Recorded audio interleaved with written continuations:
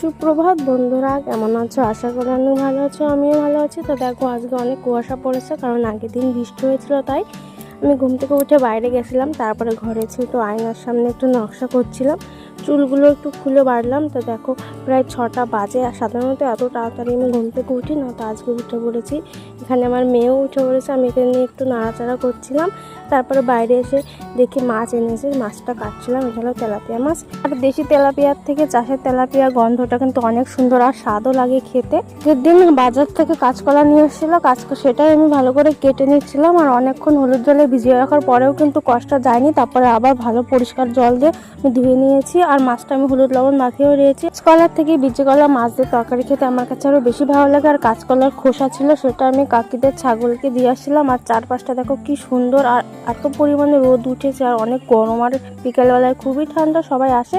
আর গরমের সময় ভালো করে আম ডাল রান্না করেছিলাম। আম ডাল দিয়ে ভাত খেলে তো অনেক শান্তি লাগে। আর আমার শাড়ি, আমার মেয়ে দুটো কম্বল ছিল, সেটা দিয়ে স্নান করে বেড়াতেই দেখি দুটো সাপের শঙ্কর লেগেছে। আর সবাই বলে যে সাপের শঙ্কর লাগা দেখা নাকি অনেক ভালো। আর সেখানে যদি নতুন কোনো গামছা রাখা হয়, সেটা নিয়ে কোনো কাজ করতে গেলে নাকি পূর্ণ হয় আশা।